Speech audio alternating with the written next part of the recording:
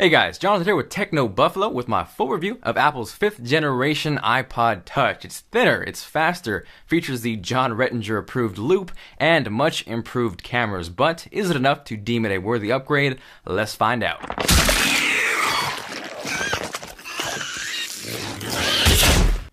Well, that was awkward, damn it, and it hit the real intro.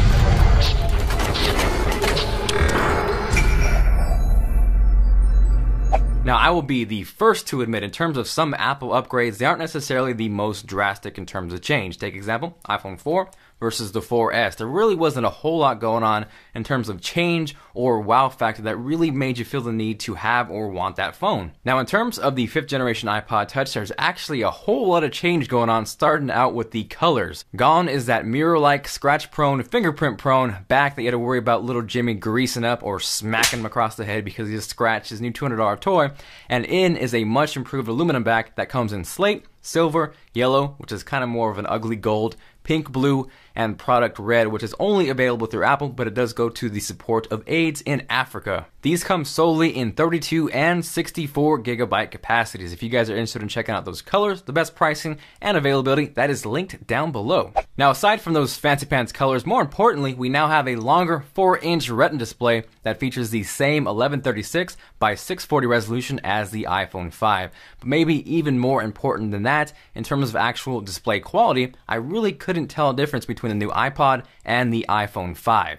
Now, on the other hand, if you put the 5th gen iPod next to the 4th gen iPod, it completely blows it out of the water. You can see the 4th gen looks a little washed out, not as crisp, not as vibrant, doesn't have nearly as good a viewing angle as the new iPod. And now, when you're watching videos, the new iPod Touch features the same 16:9 aspect ratio as the iPhone 5, so you get the full image as opposed to having those black bars across the screen. Now, even though the new iPod Touch is longer and taller, it's actually thinner and lighter than the previous generation. The new iPod Touch sizes in at 0.24 inches thin and weighs 3.1 ounces, whereas the previous gen sized in at 0.28 inches and weighs a slightly heavier 3.56 ounces. Also gone is the 30-pin connector like we saw on the iPod Touch 4th gen, and in is the new Lightning port like we saw on the new Nano, as well as the iPhone 5. So yes, it is definitely a little bit annoying to actually have to get adapters to use with the new Lightning port, but it's actually pretty convenient not having to worry which way to plug it in, and after actually going back to the 30-pin, it does kind of get slightly annoying having to figure out which way to plug it in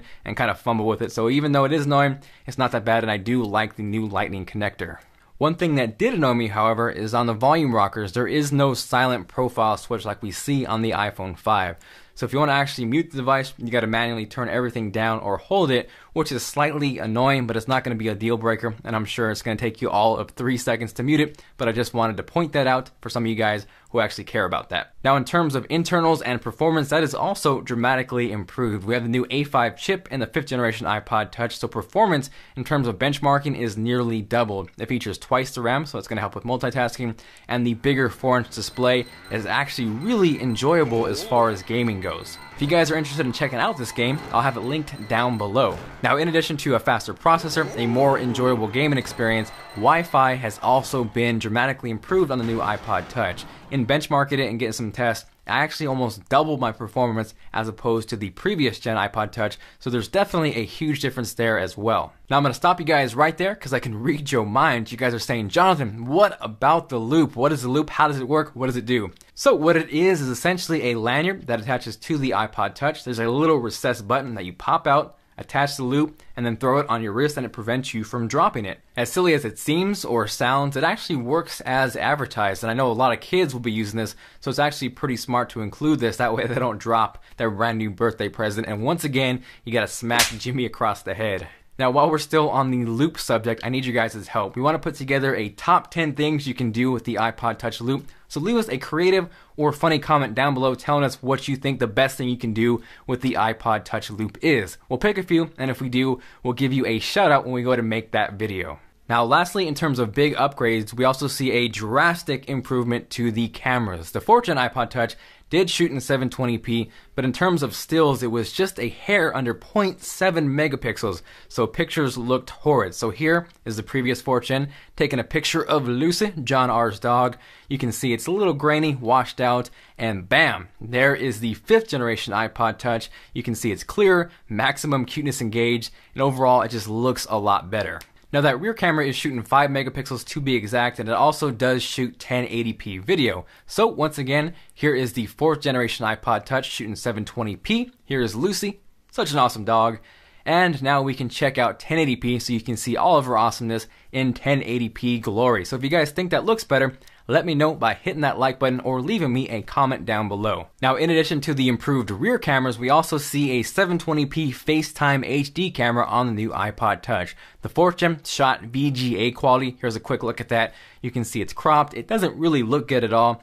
And for 720p, here's a shot and a look at the new iPod Touch. You can see it looks a ton better. So that pretty much wraps it up. It's thinner, it's faster, it's lighter, it has better cameras, and a drastically improved display. There's really not a whole lot to complain about as far as the new 5th generation iPod Touch. Now, in terms of battery life, I didn't really see a drastic improvement compared to the 4th gen. I got about the same performance, but when you consider you have a bigger display, a faster processor, and you get about the same battery life, that is definitely a good thing. Now, I know a lot of you guys love to hate Apple. I know there's a lot of great options in terms of smartphones and computers, but in terms of portable music media devices, I think this is hands down the best option on the market. So thank you guys for watching this video. Make sure to subscribe if you have not already. If you guys enjoyed it and you are feeling awesome, make sure to go Buffalo style on that like button.